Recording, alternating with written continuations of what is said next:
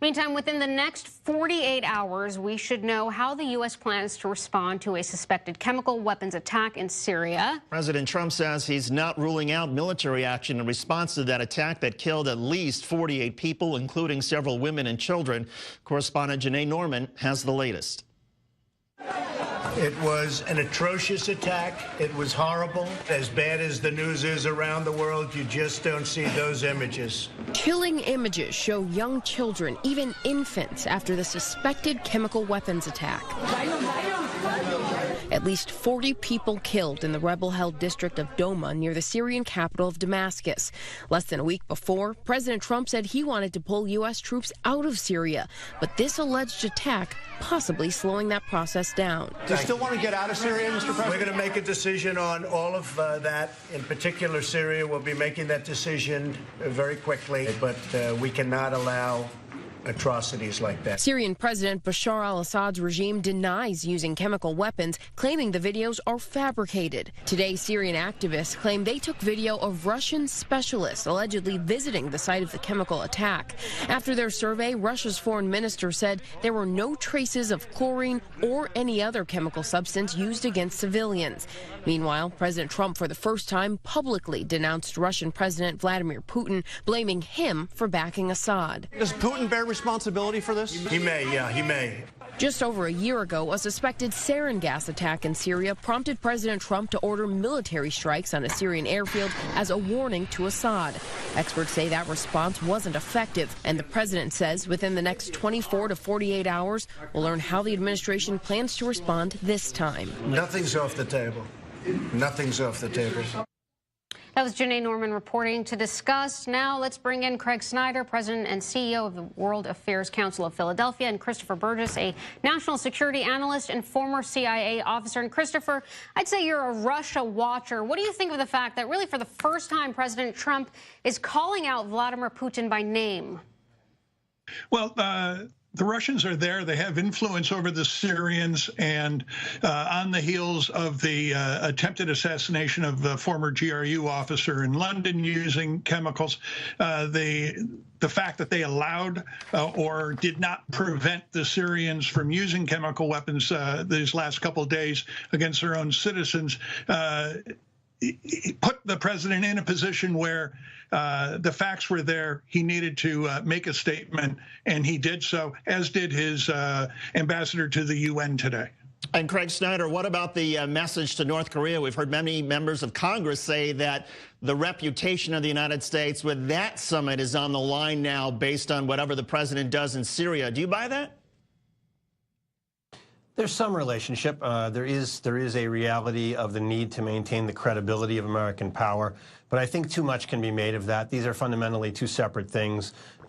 Kim Jong-un has his own agenda, yeah, he watches what goes on around the world, but I don't think he's going to be fundamentally affected one way or another by what President Trump does or doesn't do in Syria.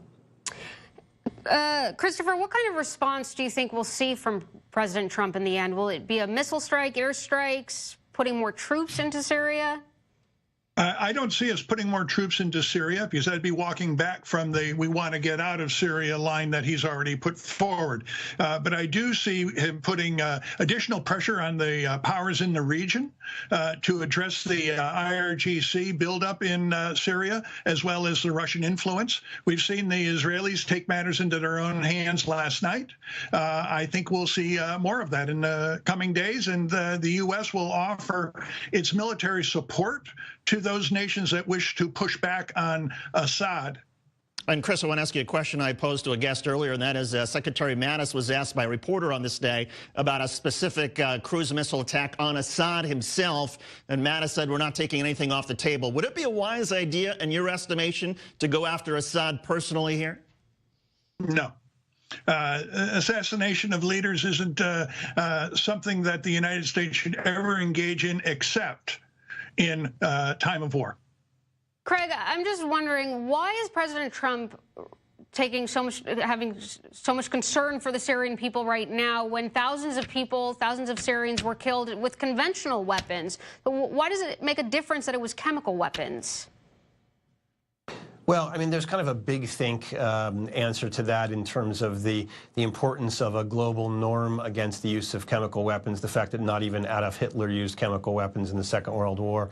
But I think we have to go a little deeper into the president's psychology to really understand it. He does not like to be ignored, humiliated, mocked, which the Iranians, the Russians, and the Syrians, Assad, that is, are doing by repeating the use of chemical weapons in a flagrant way after President Trump putatively told them they couldn't do it again a number of months ago. So I think it has a lot to do with his desire to show that he's in charge, and also to show that he's not Barack Obama, something that he tries to do all the time. Obama let chemical weapons be used, let his own red line be crossed, and now Trump finds himself kind of in a similar situation where he has to either stand by the red line or look humiliated. Craig, do you see a connection, though, between President Trump saying we're going to get our troops out of Syria and then Assad perhaps trying to show, okay, well, now we're going to take advantage of the president's weakness and use chlorine gas on civilians? Look, it's possible that there's kind of a specific one-to-one relationship because these things occurred relatively close in time, but that's not the most plausible explanation. The fact is that the Syrians have been using chemical weapons of various kinds for years, and occasionally when some of this terrible video gets out, the world kind of raises its hackles a little bit, not too much, not enough to actually stop it.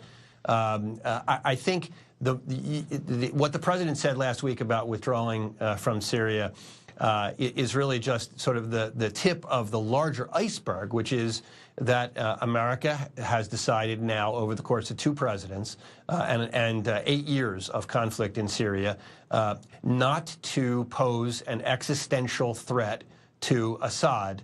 And as long as we don't pose an existential threat to Assad, he's going to continue to fight for his existence in the way that he believes is right in that country. Yeah, and I guess we'll know what's going to happen from the U.S.'s side in the next 48 hours. Craig Snyder, President and CEO of the World Affairs Council of Philadelphia, and Christopher Burgess, a national security analyst and former CIA officer. Thank you, gentlemen.